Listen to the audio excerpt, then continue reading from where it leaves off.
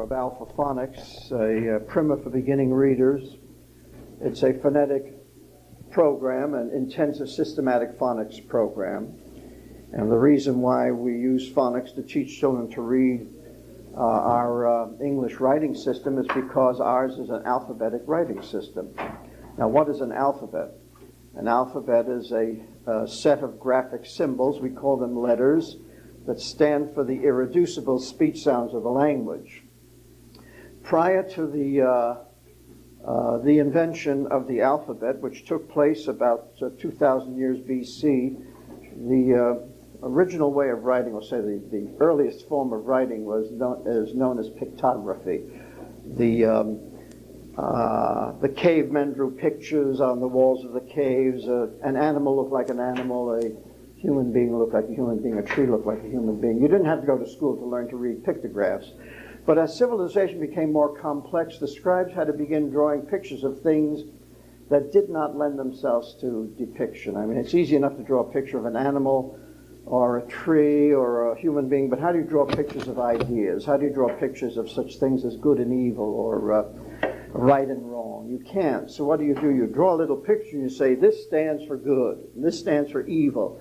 None of them look like either concept, but you just tell people, well, you just have to memorize it. You have to learn it.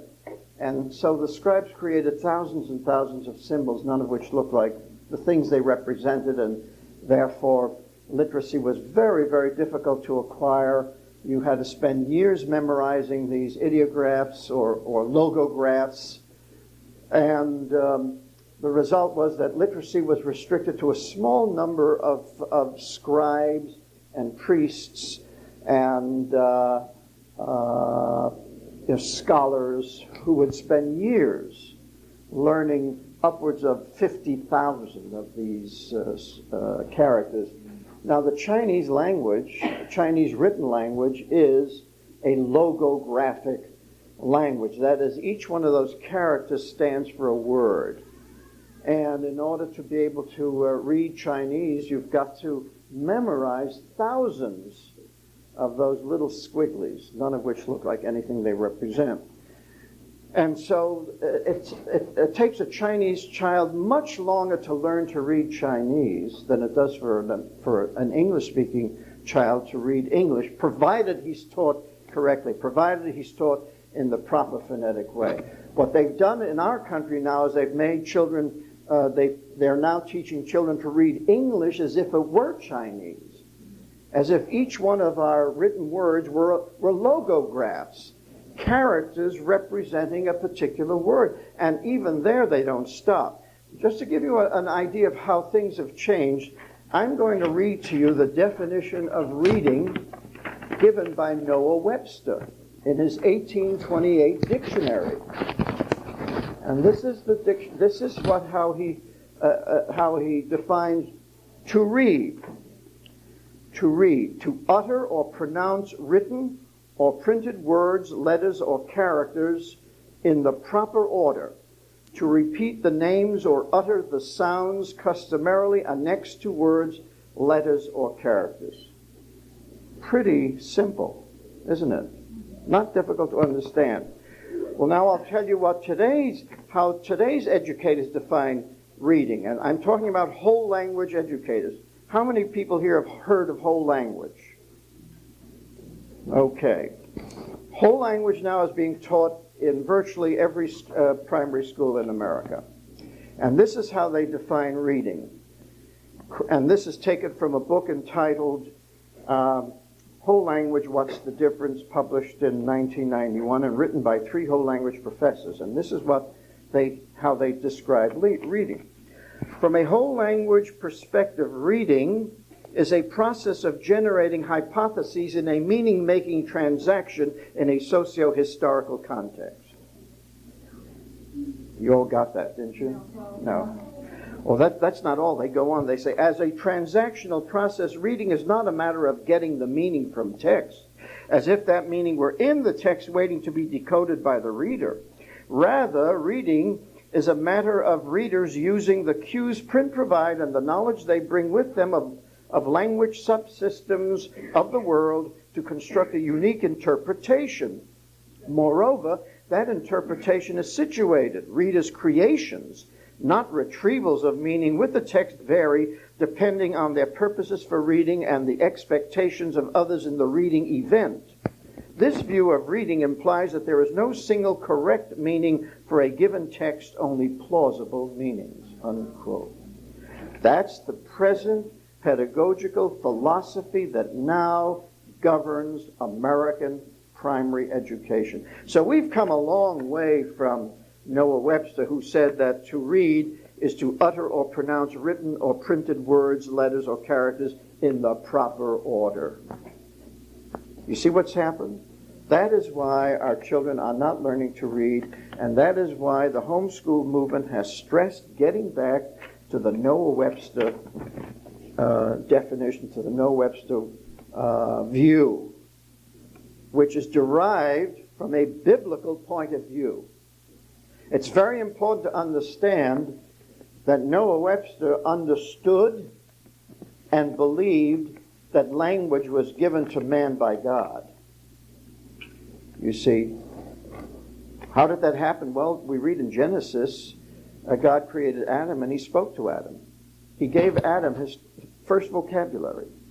Adam got his first vocabulary from God, you see.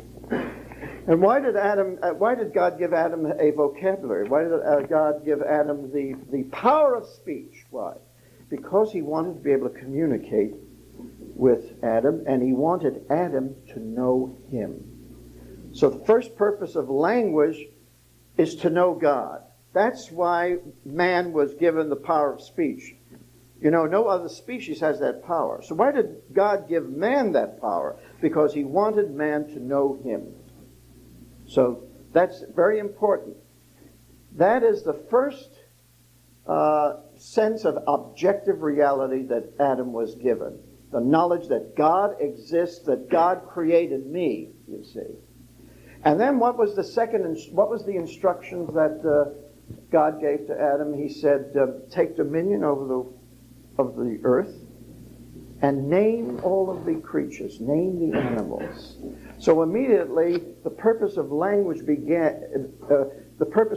was to know objective reality, to know nature, to put names, to use language as the means of knowing the world, the concrete material world.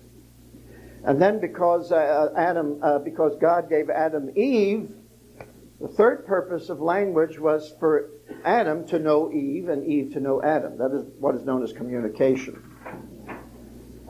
In our country, that sort of communication is broken down, as you know, with all the divorces that we have. They all say, well, it's a communication problem. Well, God gave us language so that we could know one another. We could know others in a way that other species can't. I mean, dogs sniff one another, which is not a very efficient way of knowing another person. But we do better than that, don't we? We can know our feelings. We can ask, how do you feel? What are your thoughts? All of that. So language is important. And of course, the fourth function of language is to know yourself, because you use the inner dialogue, where you're constantly talking to yourself. And that doesn't mean you're crazy. That simply means that you're having a nice conversation with yourself, which is perfectly normal. So, phonics is a means of using this alphabetic writing system. You see, because around 2000 BC, somebody made a remarkable discovery. Somebody discovered that all of human language, everything we say, is composed of a small number of irreducible speech sounds. Now, and he decided that instead of using all of these logographs and ideographs, why don't I just create a small set of symbols to stand for the irreducible speech sounds of language, and then we'll have a very simple means of transcribing the spoken word into written form, and an equally simple way of translating the written language back into its spoken form. And so alphabetic writing was invented.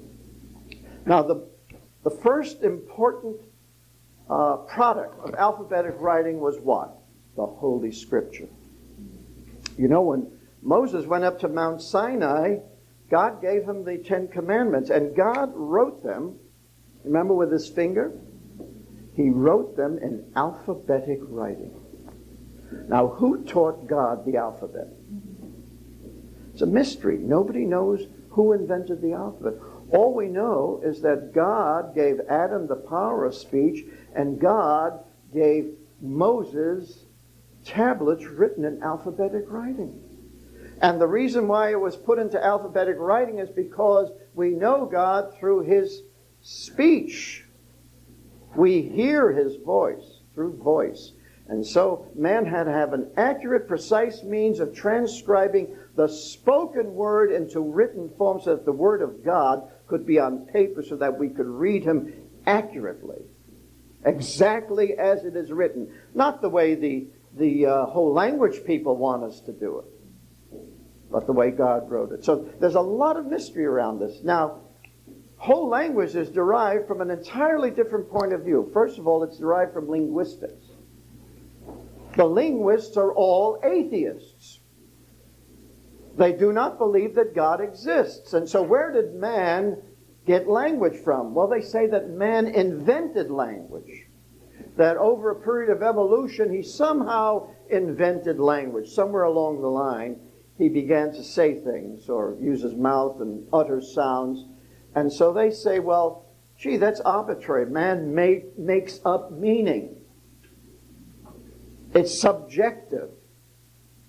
Now, that's a totally different way of looking at language than if you see that God gave man language so that he could know objective reality. Whereas the linguists, the atheist linguists say that man made up language out of his own head, reflecting his own subjective desires and wishes, you see. And that's why they have this very, very complicated definition of reading. Oh, well, you don't have to read it accurately. You can sort of interpret it. You can create meaning. As a matter of fact, I was given in Kentucky, when I was in Kentucky, I was given the manual for outcome-based education. And in it, it defines reading as constructing meaning. Constructing meaning. That's because they got it from atheist linguists. So you can see how deep is the denial of God in public education today. The denial is in the teaching of reading. All right. Now, how do you teach a child to read an alphabetic writing system? Well, for generations, it was done very simply in a three-step fashion. The first step was to teach a child to represent the letters of the alphabet. Incidentally, I do want to ask you, as I said earlier, all of human language is composed of a small number of irreducible speech sounds. How many irreducible sounds do you think there are in the English language? Anybody here know that? Yes. 44? Absolutely correct. You probably read my book. Yeah, you see that? But you see, that information should be on the tips of everybody's tongues, because that should have been given to you in kindergarten or at first grade at the latest. You should have been told that we have 44 sounds in our language. Now, we have a 26-letter alphabet. How come? Why don't we have a 44-letter alphabet? Well, what happened is this. When the Romans conquered the British Islands, they imposed the Latin alphabet on the people who lived there. Now, Latin has fewer sounds than English. And so what happens when you try to adapt a 26-letter alphabet to a 44-sound language? Well, what happens is that some of your letters have to stand for more than one sound, and some of your sounds are going to be represented by combinations of letters. For example, typically English is represented by TH, sh is represented by SH, and ch is represented by CH or TCH. For example, the letter A stands for at least 4 different sounds. It stands for the long A, as in April or apron. It stands for the short A, the A as in can or bat.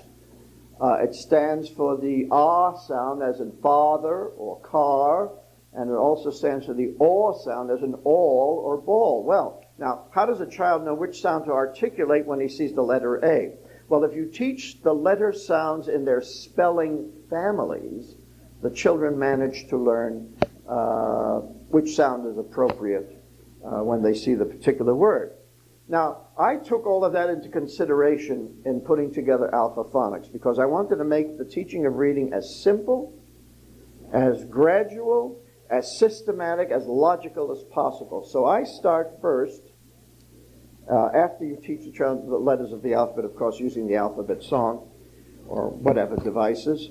I first start by teaching the child the short A, the A. You teach a child that A stands for, I might as well use this marker and show you how we do it.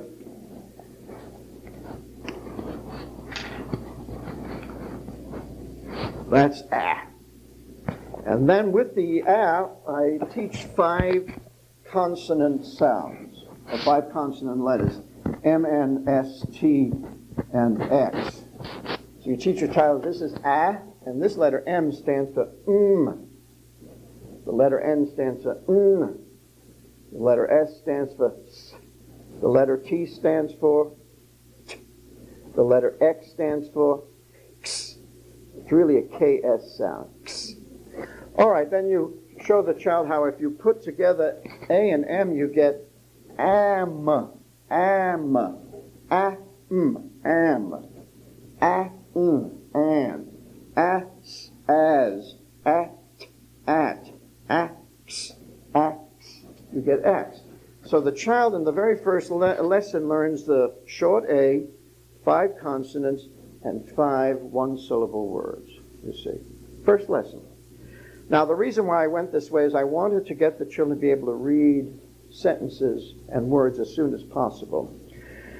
And you can explain to the child how he or she uses these words in everyday language, you know. I am going to the store. I am eating an apple. She is as tall as he is. We are at the store.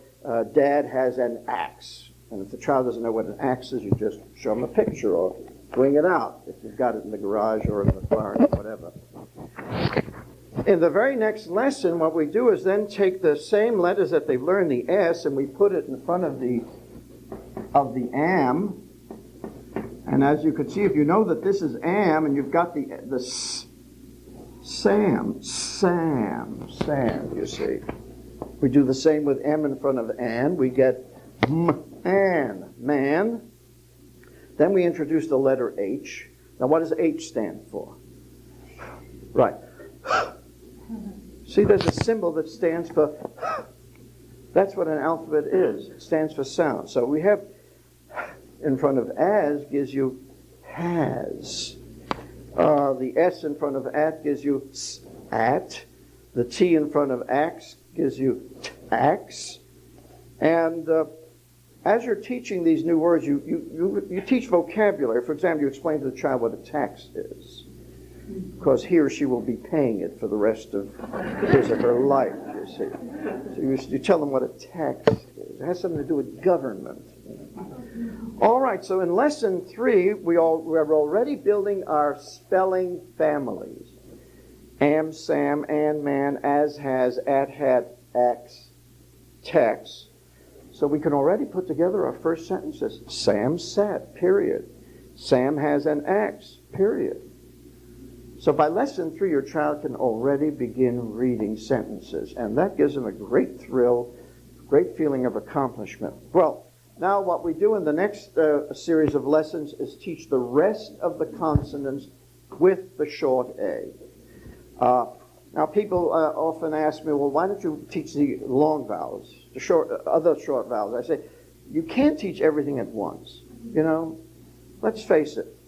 So you have to decide on what sequence you're going to teach things. Now, the reason why I chose the short A and to teach the rest of the consonants is because I want to simplify things as much as possible. I want to ensure that the children will learn as quickly and efficiently as possible. And also, it's very important for them to gain as much automaticity as possible so that it becomes automatic and they don't have to think about it. You see, automaticity is the key to becoming a good, proficient, phonetic reader. Automaticity, you see. They have to develop what I call a phonetic reflex. They see the letters, They hear the sounds, you see. So in the very next lesson, lesson 5, we've already expanded our spelling family: ad, had, dad, sad, tad, mad, am, ham, dam, sam, and, man, dan, tan. Then we have as, has, and then we have was, which is not pronounced was, but pronounced was. So we put it in a little box and simply tell the child that was is was, it's not was, and children don't have any problem remembering that was is was and not was, because was is not a word. So they're not going to say that, Dad was sad, because they know that's not a word. So don't worry about these irregular pronunciations, which the educators make such a fuss over, because they're trying to tell us that our language is not a phonetic system. It's perfectly phonetic. It's just that we have some irregularities in it and irregular pronunciations, which children learn very nicely, because if you pronounce those irregular words as they are actually spelled, they don't mean anything. So children don't have any problems with those. By lesson 6, we have such sentences as Dan has an axe. Dan has ham. Sam sat. Has Dad an axe? So you're also teaching punctuation. You're also teaching capitalization. And incidentally, all of the instructions are in the back of the book. Everything I'm saying is in the back of the book, so that you have full instructions on how to teach each lesson. All right, well, we go through all of the consonants with the short A, and then we come to, and then we have this drill. The reason why we have this drill is to permit the child to develop automaticity. That's the whole point of becoming a good phonetic reader. It's got to become automatic.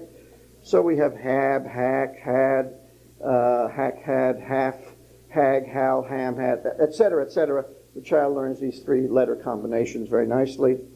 And you might say, well, there are a lot of nonsense syllables here. Yes, they are nonsense syllables, but they will turn up in multisyllabic words.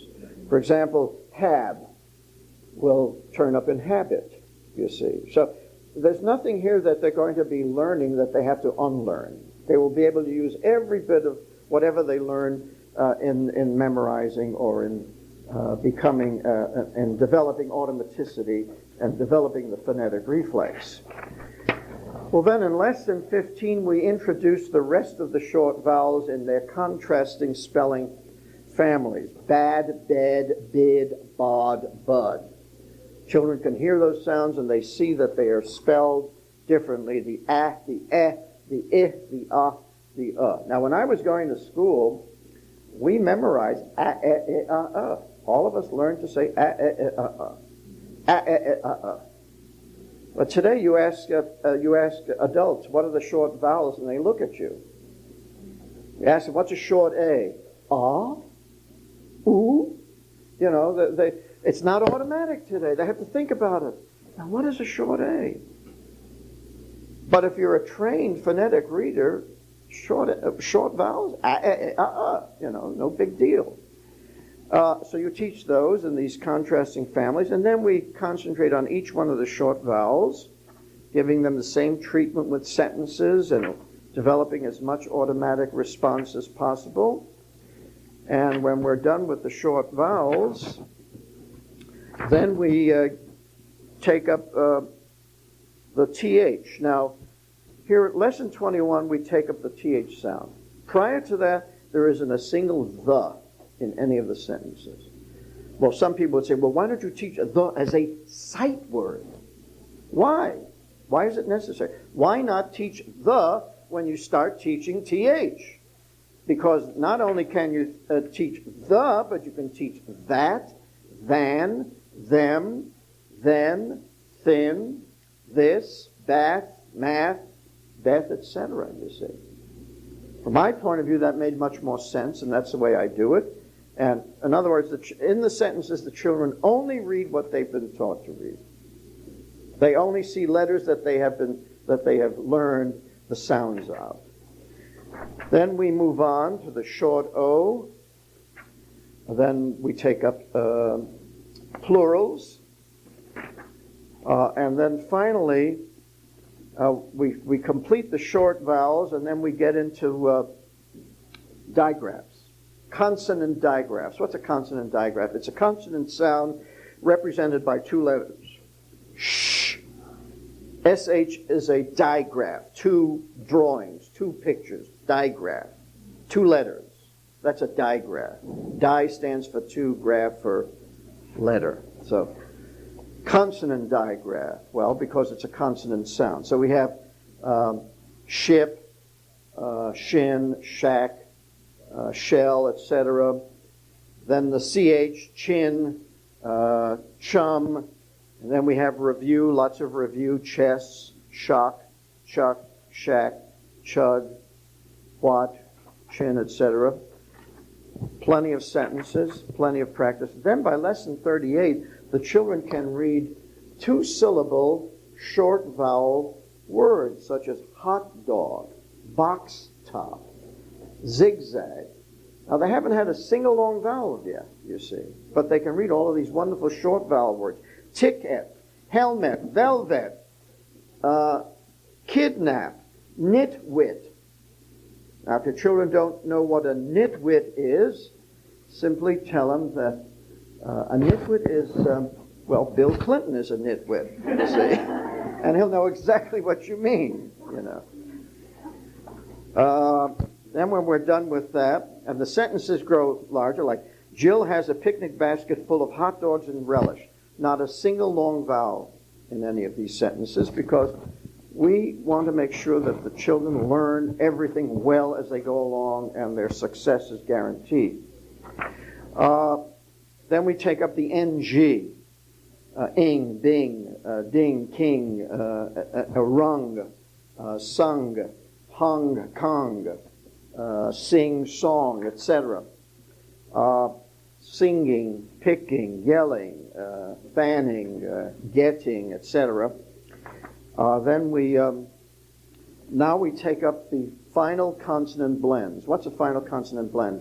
It's a consonant blend at the end of a word, all but short vowels, like bond, B-O-N-D. The N-D is a consonant blend because the N and the D blend together. Bond. You see, you've got to, when you say these words quickly, you don't often hear the distinctions, you see.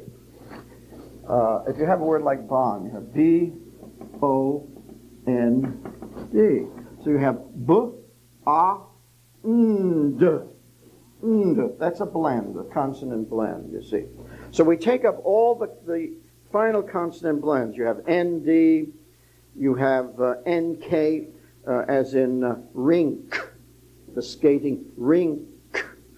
You have pinch, C-A, N-C-H, inch. You've got cast, best. Now, it's very important. You see, for example, this word, B-E-S-T, is b-est, best. This word is b-et-s, bets. There's a big difference between best and bets, would you not say, as far as meaning goes? It's a matter of two letters being reversed. That's why it's so important when you're teaching phonics that the children learn to read in the proper sequence, because the letters, the sounds are uttered in the same sequence in which the letters appear. And that's how you also teach spelling. Kids learn to spell much better through this method than any other, because we stress the importance of reading in the proper sequence, you see. Very important. Today's kids have very poor diction. Their speech is not quite as good as it should be. Why? Because they don't see the words the way, they don't read words the way they should be read. That is deciphering the letters and the sounds in the proper sequence. They're looking at a whole word. You know, they're looking at something. They're looking at this as a picture. So a lot of these kids will say bets, because they say, yeah, there's an S and there's a T and there's a B and an E, so it's probably bets, you see. They're looking at a picture. For example, you take the word ask, A-S-K. A lot of people say ax, you know. Did you ask a question? Why? Because, well, there's an A and an S and a K. What difference does it make whether the K is in front of the S or after the S, you see? Because the look-say reader, the whole word reader, has no reason to be concerned about the proper sequence of letters. He says, what's all the fuss about? I've got the same letters, just arranged a little differently. But in alphabetic writing, it's absolutely crucial the proper sequence of the letters, because the proper sequence of the letters denote the proper sequence in which you utter the sounds, you see. So that's why that's so important. So we teach the consonant blends, the final consonant blends, and then we teach the beginning consonant blends, which are at beginnings of words like, bland, bland. There you've got beginning consonant blend and ending. B-L, bl, and d, bland. And we've got a lot of them: club, crush, flash, draft. You say draft, draft. You learn to spell very nicely that way. Frog, F-R-G-L, glad, glass, P-L, plank, P-R, prim, S-L, sled, slab, slush, S-H-R, shrink, shrink, S-M, smack, S-N, snap, S-T, stack, S-W, swim, etc. So we take up all of those, and then finally we come to the long vowels. Now, up to this point, there isn't a single sentence or word with a long vowel that the child reads. Now, why did we save the long vowels for last? Well, I'll explain to you why, and you'll understand when I explain it to you.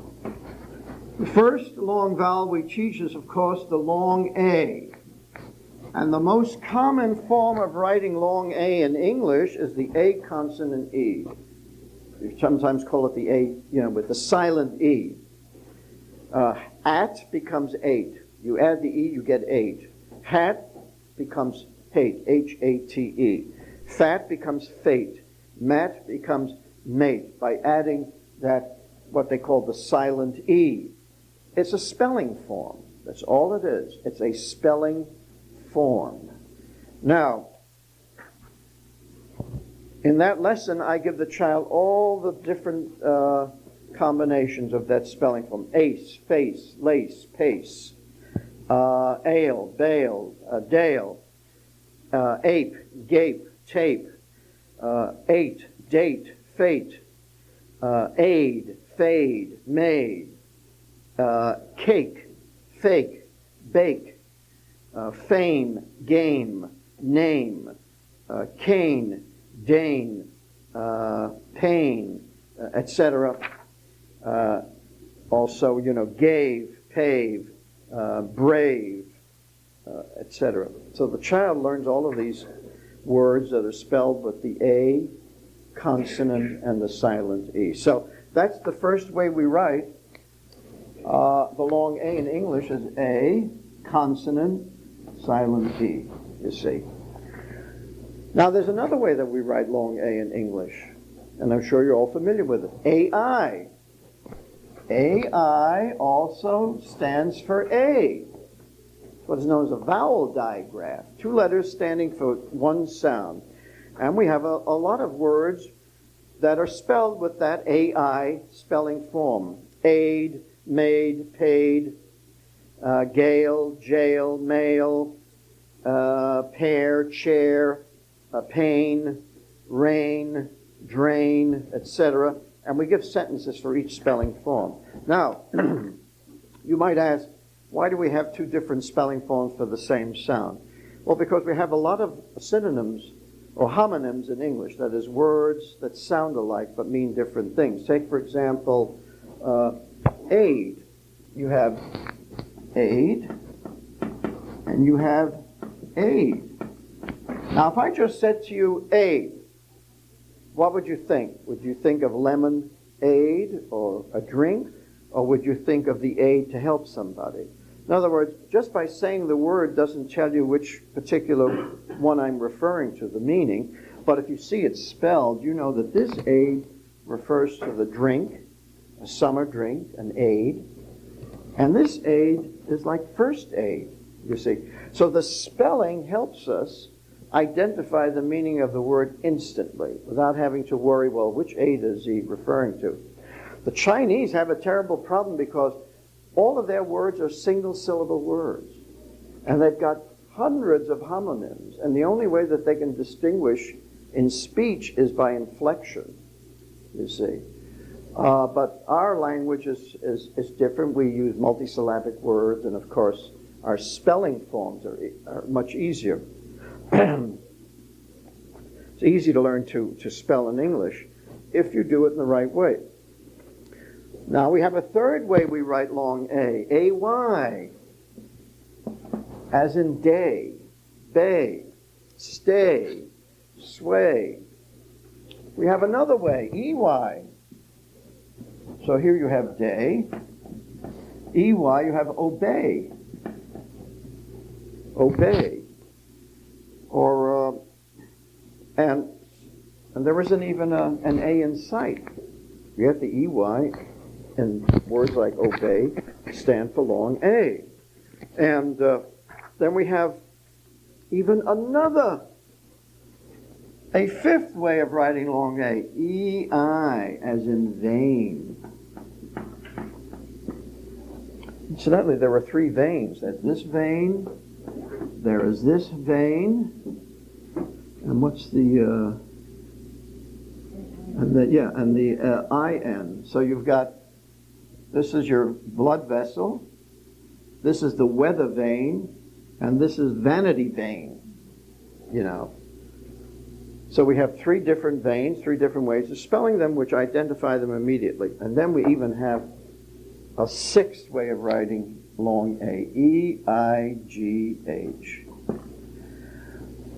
Those four letters together stand for one sound, A, E-I-G-H. In such words as eight, or weight, or weigh. Just say weigh. How much do you weigh? As opposed to which way are you going? You see. W-E-I-G-H, and all of us are very weight conscious these days, so that word is embedded in our minds, you know. Weight Watchers, you've heard of Weight Watchers. Yeah. That's why we save the long vowels for last, because of these. When it comes to the long A, you've got 6 different spelling forms to deal with. Now, why should we confuse the children, teach them short vowels and consonants and digraphs along with that? We say that for last because the children know so much now that all they have to learn are these different spelling forms. They know the consonants, they know the blends, they know the short vowels, and now we can have sentences that include all of those short A words. Well, you'll find that the same thing applies for the rest of the long vowels. Also, there are other vowel sounds. For example, the O sound, which we spell A-U. A-U for or, as in auto. Or A-W, or, as in draw, to draw. So we have 2 ways of writing or, you see. We say that's in lesson 85. Then we have the R sound. A as ah, as in car, you see. Actually, we have 20 vowel sounds in English. We only have 5 vowel letters, and 6 if you include Y, but we've got 20 vowel sounds in English. That's why English is so rich as far as speech goes, and that's why English drama is so marvelous, because it's got this wide range of vowel sounds, while other languages don't quite have that richness. Where did we get it from? I suppose a lot of it came because English is composed of so many different languages. English is not a pure language. You've got Anglo, you've got Saxon, you've got French in it, you've got Spanish, you've got German, you've got Norwegian. It's a conglomeration, you see. And because we've picked up all these different bits and pieces of languages, that expanded our vowel range. So it's a very wide, beautiful vowel range, and we have all of these different ways of spelling them. So we take up the AR. Then we take up the long E. And what are the spelling forms? You have the double E, you have the EA, you have the E consonant E, as in Eve, EVE. So there are, and then you've got the IE, as in grief. You have the Y, as long E, as in a penny. Baby, the Y there has a long E sound, and all of these spelling forms are taken up in the book. And we give the children plenty of sentences like Billy was silly, Taffy was daffy, Mommy was happy, Daddy was very merry, Danny ate candy, Kenny felt dizzy, the lobby was stuffy, the day is hot and muggy. In other words, plenty of words that the kids learn the spelling forms, etc. Long I, the same problem. We have the I consonant E. Then we have the IGH spelling form, as in fight, F-I-G-H-T. The IGH stands for long I, I-G-H. Now, where did that spelling form come from? I don't know. Maybe these words were pronounced differently at some earlier time.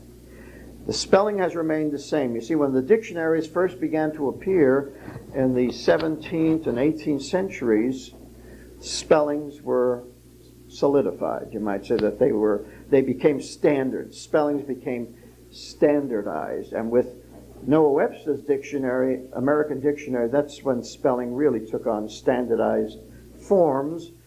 Now, Noah Webster tried to simplify English spelling, but he didn't have much of a success. He was able to, for example, change the English center, C-E-N-T-R-E, to C-E-N-T-E-R, and a word like honor from H-O-N-O-U-R, which the British still use, to H-O-N-O-R.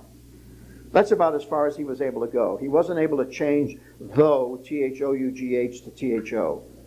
Why? People just didn't accept it, that's all. You see, you can only go so far as the people are willing to accept, and they didn't like though. Although newspapers may use it, and columnists may use these different short spellings, and of course advertisers use it. You know the word light, Miller Lite, or anything like L-I-T-E. They don't like L-I-G-H-T. But those are the advertisers do that sort of thing. But in any case, once the child has learned all of these spelling forms and the sounds, and we take up the sound ow, oi, two ways of writing oi, O-I and O-Y. Then we take up the L-E, as in fiddle, faddle, trifle, stifle, etc. We take up the silent W, as in right, wreck. We do it all, and then our last lesson is the short I as spelled Y, as in Jim, symphony, lyric, etc. And that's because it's derived from Greek. Many of our words came from Latin, you see.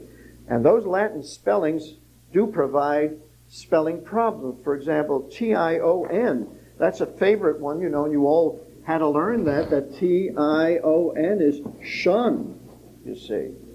We learned that that's shun, so you have nation, station, ration, vacation, etc.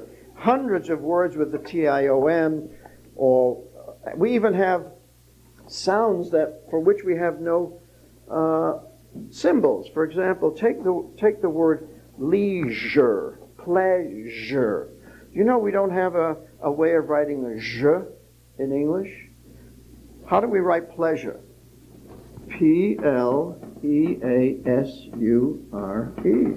Now that's sure, sour, but in pleasure, it should be ch or something like that. You know, pleasure, you see. But those are the few spelling anomalies that we have in English. And that's it. Once the child has finished this book, then you begin reading. This book teaches the basic phonetic mechanics of reading. And once the child has finished this book, then you have the Bible to read, memorize Psalms. Memorization is very important. Memorize poems. The children should learn to memorize. It's wonderful exercise for the mind. Wonderful exercise. And it's a funny thing that the things that you memorize in the first grades in school, you never forget. Isn't that marvelous? You can be 65 years old and you remember some silly little thing that you memorized when you were 6 years old. You know. So, and I remember reading an article that said that people who have done a lot of memorization are less likely to get Alzheimer's disease than those who haven't. That individual will acquire a good, accurate accent, rather than, because then you can tune their ears to the sounds. You can have them say ah. Maybe that particular sound may not be in their language. You see, not every language has the same sounds as English does. So it helps to be able to show the individual, as you're teaching them, how to pronounce the word and the proper formation of the lips and the tongue and all of that, so that they can pronounce the words correctly. But I would just teach them to read and go through the same sequence of lessons as in the book. Yeah. Oh yeah, if they didn't know the words, if they didn't know English at all, you'd have to put it, when they get to the sentences, then you would translate. Yes. Yes. How does your program compare to the Spalding method? I've not seen that. The Spalding method is much more complicated, much more complex. They teach a lot of rules, and they expect kids to learn to read by learning rules. That's not the way you learn to read.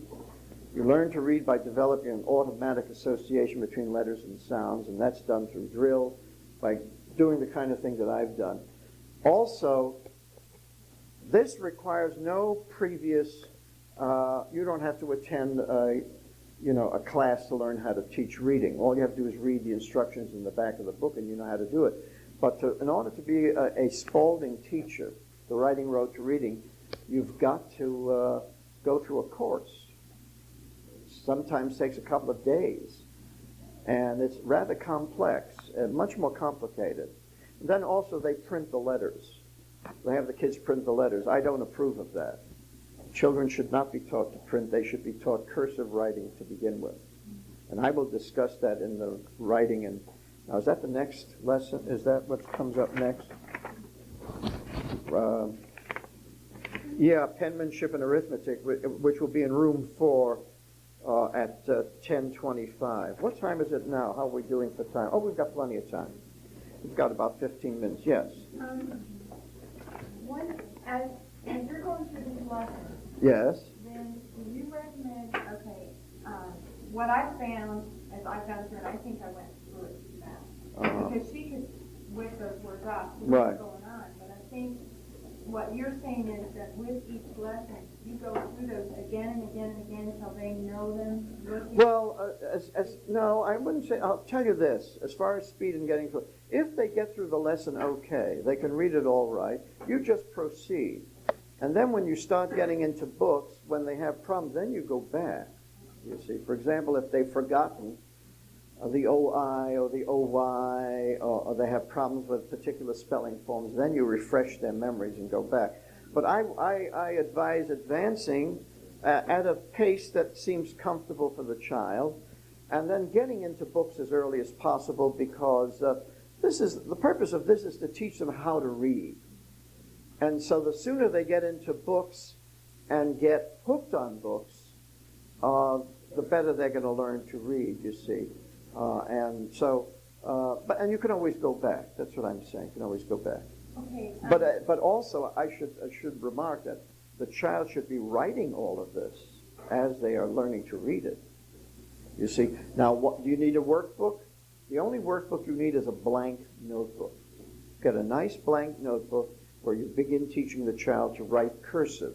Now, the child will learn to read faster than he or she learns to write because cursive takes a little time, but it's necessary. It's absolutely necessary. You must do it that way, and they have the time to do it. So they will be reading far ahead than they're writing. But and so you want to make sure that they do both, because reading and writing go together. They're two sides of the same coin. You're communicating. You're getting a message from an author, and you want to provide a message for somebody else out there. Yes. Would you explain just a little bit of why this is very cursive? Because if you are in the book, it has. Yeah, I know, but I will discuss that in the next class. Well, the reason why you should learn cursive first is because cursive is easy to learn, but you need more time. If you teach printing for the first 2 years, the child will develop writing habits which do not make it conducive to learning cursive. Because a lot of children, once they perfect their printing, don't want to learn a whole new way of writing.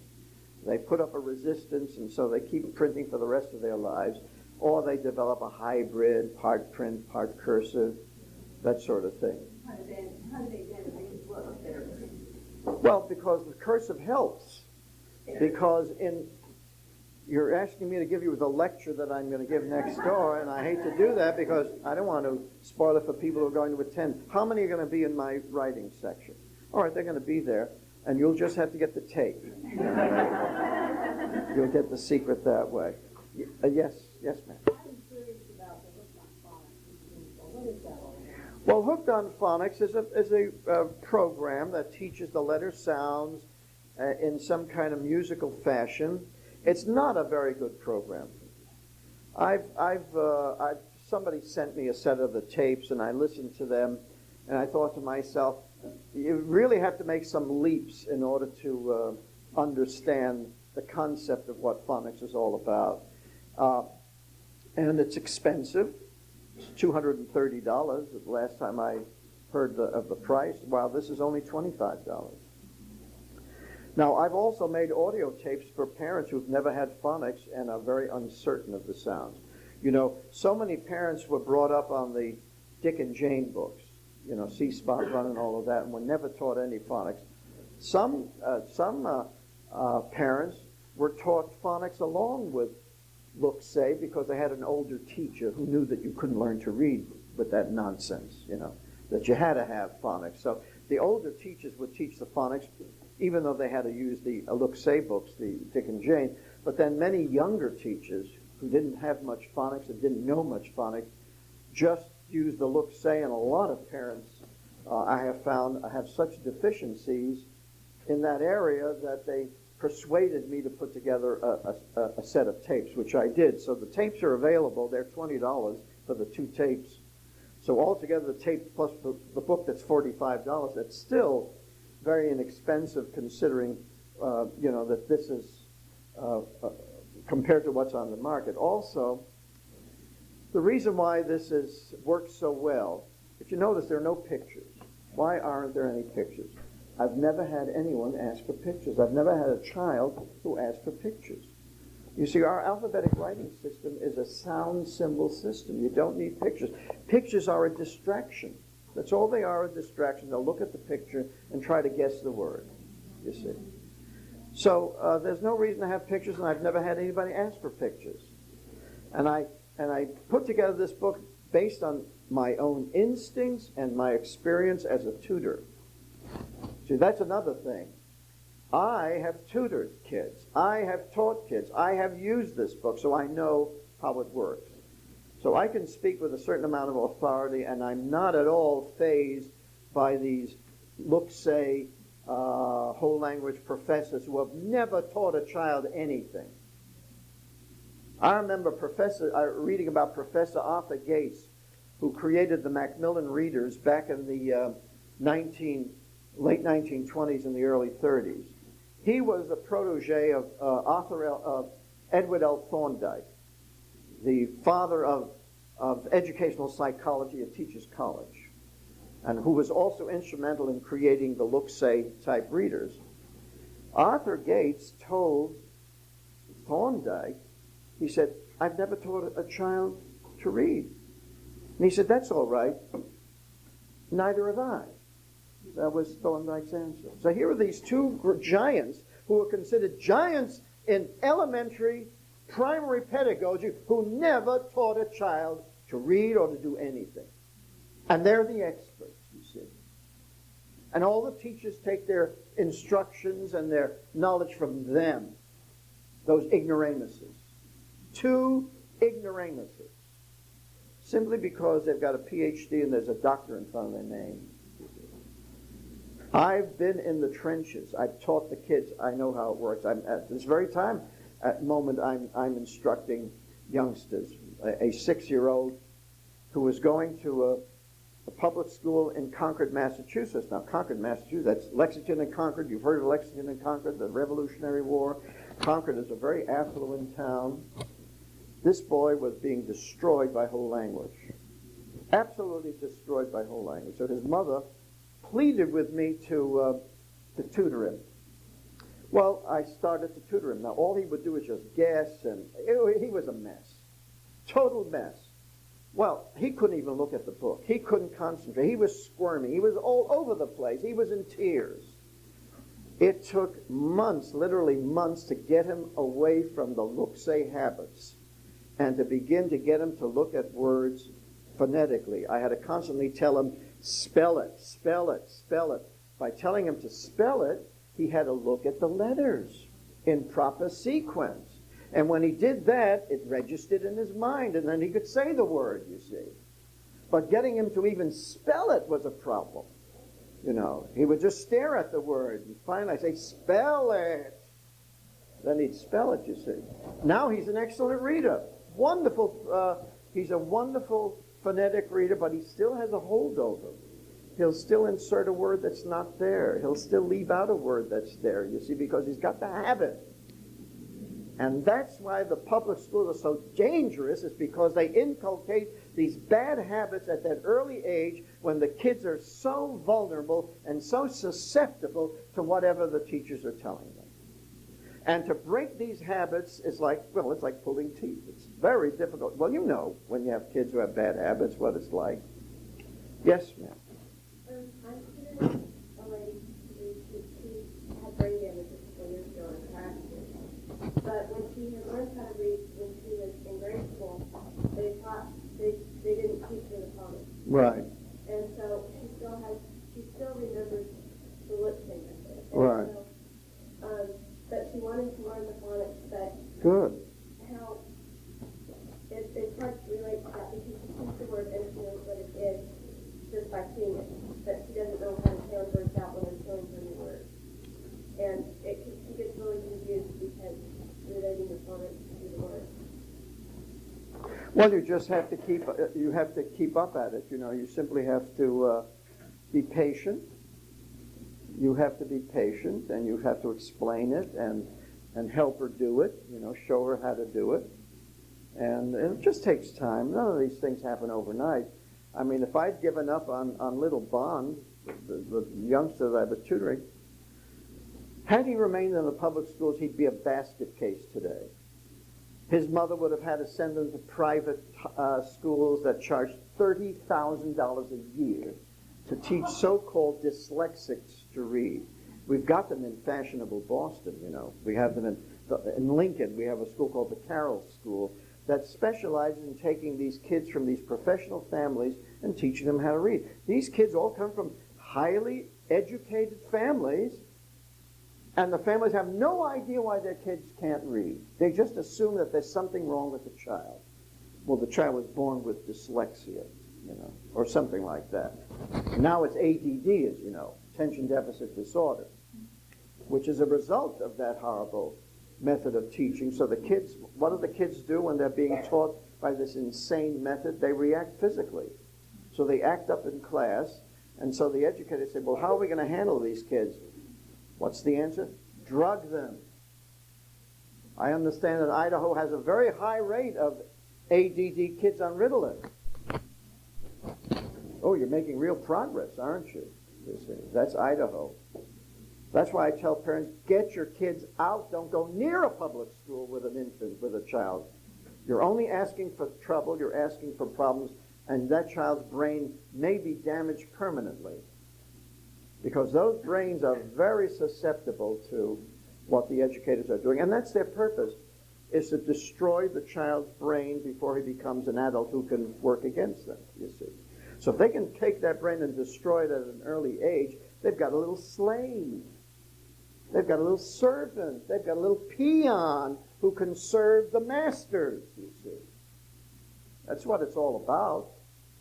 I'm not going to mince any words to you, because the people who are doing this are very intelligent. They're giving out PhDs to everybody else. They know psychology. They've been studying the human brain for 100 years. So how come I know something and they don't know it? They know what I know. And that's why they try to prevent me from going into the public schools and warning the parents. And that's why I have to work outside of the system and try to persuade parents that the proper way to do things for their children, to save them from this what is going on. What is taking place in today's primary schools is that they are performing a non-surgical prefrontal lobotomy on the children in the schools. Yes? When you said the act and act, right, it makes no difference. My sister has just started teaching in the public schools, and it makes me sick because her kids can be reading.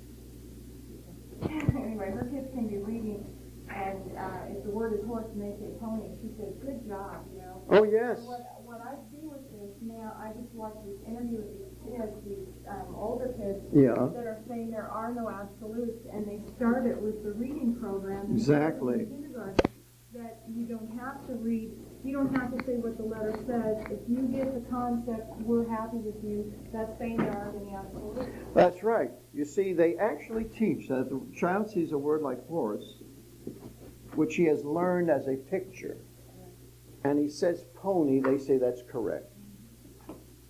Now, pony, if you're taught phonetically, you know the difference between horse and pony. You know, it's so obvious. This is huh, or s, and this is p, o, ni, pony. To a phonetic reader, there's no problem. You see, a phonetic reader cannot get dyslexia. But the whole language reader gets dyslexia. What is dyslexia? Dyslexia is a blockage against seeing our alphabetic words, seeing them phonetically, being able to see the phonetic components of the word, because they develop what is known as a holistic reflex. A holistic reflex, that is, they are taught to look at each word as a holistic symbol or picture, holistic reflex. Now, there are some children who will develop a holistic reflex before they even get to school. Now, how does that happen? Well, they're reading the Dr. Seuss books, and they're memorizing the words as whole pictures. And so a lot of children come to first grade already suffering the symptoms of dyslexia because they've developed a holistic reflex. Parents must guard against that. And now they're making it easier for the children to develop this holistic reflex by giving them a tape that they can hear as they, quote, read the book, you see. So the children are looking at each word as a little picture because they have not been taught the letters or the sounds, you see. And so they develop a holistic reflex, which once they develop that prevents them from seeing words phonetically. And now to get them to remediate that from holistic to phonetic, that's a big job. You want to avoid that. Yes? Do you have any suggestions on 10-year-old that still making mistakes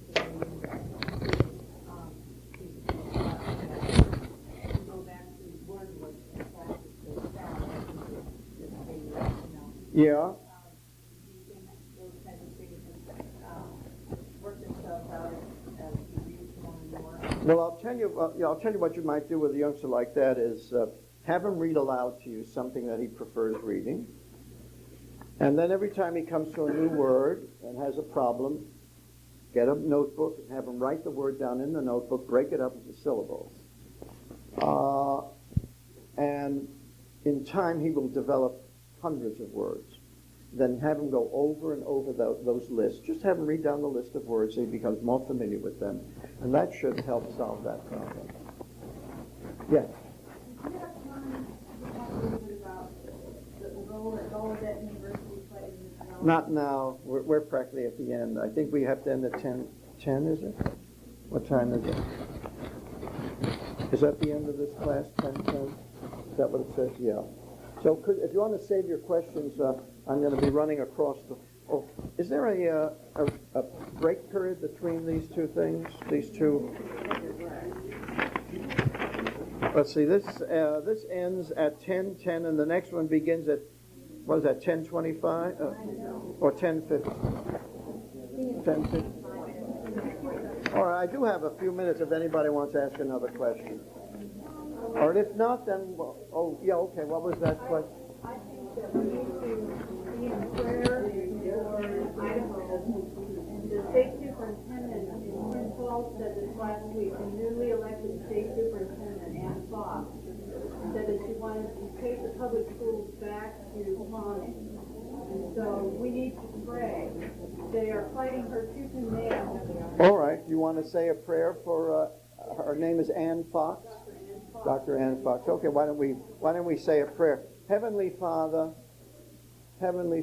we pray that you would give Ann Fox the strength to carry out her plan to bring phonics back to the primary schools of Idaho so that the children of this state can be taught to read your word as you wrote it, accurately and precisely in alphabetic writing in your holy scripture. We pray that you would give Ann Fox the fortitude and that you would surround her by friends and by parents who will help her achieve this goal. In Jesus' name we ask all of this. Amen.